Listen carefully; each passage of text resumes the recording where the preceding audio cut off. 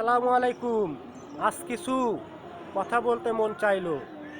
আমি অনেককে দেখছি যারা ঈদের দিনও নামাজ পড়তে যায় না, ঈদের দিন নামাজ পড়ে না, কিন্তু জুম্মার দিন কারা সেলফি একটা তুলে জুম্মা মুবারক, জুম্মা মুবারক, রমজান মুবারক, আজ ইফতার করলাম, একটু পরে সেহরি করব। আরে ভাই, সাহাবাদের জামানায় তারা তো নিজের আমলকে প্রকাশ করতে লজ্জা বোধ করতো। আপনি কেমন মুসলমান যে আপনার ভিতরে কোনো কোনো ধরনের কোনো লজ্জা আসতেছে না? আপনি নিজের আমলকে মানুষের সামনে প্রকাশ করে দিচ্ছেন। আরে ভাই, আমি একটু পরে সেহরি করব, একটু পরে আমি রোজার ইফতার করব।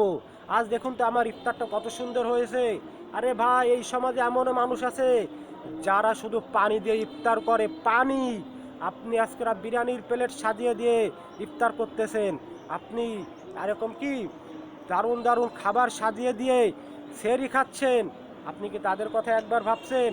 আরে ভাই, এইটা তো আপনি ইফতার তো আপনি এই যে আমলকে মানুষের সামনে প্রকাশ করতেছেন, এতে আপনার আমলের স্বাদ নষ্ট হয়ে যাচ্ছে।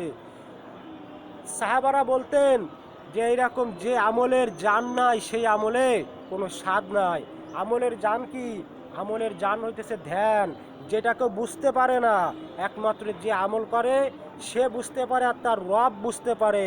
এই জন্য আল্লাহ তাআলাকে খুশি করার জন্য প্রকাশ করার দরকার হয় না ভাই। আমি আপনাদেরকে বিনীতভাবে অনুরোধ করব, আপনারা সোশ্যাল মিডিয়ায় কাজ করতেছেন ঠিক আছে, কিন্তু এমন কিছু কাজ করুন যেইটার দ্বারা আপনার উপকার হবে, যেইটার দ্বারা এই সোশ্যাল মিডিয়া মানুষ কিছু শিখতে পারবে। আপনি এমন কিছু কাজ করতেছেন যেটার দ্বারা সোশ্যাল মিডিয়া ওই খারাপ জিনিসগুলোই শিখতে পারতেছে। আজকে আপনি নিজের আমলকে সবার সামনে প্রকাশ করতেছেন। আরে ভাই, আপনি কি আমল করলেন?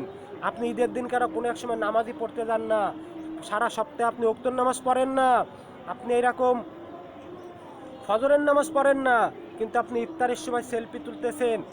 ইফতার, আজকে আমি ইফতার করবো, সারাদিন রোজা ছিলাম, রমাদান মুবারক। হ্যাঁ, জুম্মার দিন কারা আপনি একটা সুন্দর বড় সেলফি, একটা জুব্বা পরে সেলফি তুলতেছেন, জুম্মা মুবারক। আপনি সারা সপ্তাহ নামাজ পড়লেন না। আল্লাহর হুকুম কি ছিল শুধু জুম্মার দিন নামাজ পড়া, নাকি পুরো সপ্তাহ আল্লাহর হুকুম ছিল? আরে ভাই, এটা কেন করেন আপনারা? এগুলো থেকে বেরিয়ে আসুন। এগুলো খুবই খারাপ জিনিস ভাই। এইগুলোর দ্বারা মানুষের মাইন্ড চেঞ্জ হয়ে যায়। মানুষ মনে করে যে আমার তো আসলে সবার গোপনে আমল করতে হবে, এরকমটা নয়। আমার আমল সবার সাথে প্রকাশ করতে হবে। একটা কথা মনে রাখুন, আপনার আমল যখন সবার কাছে প্রকাশ হবে, তো আপনার আমল কোনো কাজে আসবে না। কেন আসবে না জানেন? কারণ আপনার আমলে তো জানই নাই। জান ছাড়া কোনো আমলের কোনো ফায়দা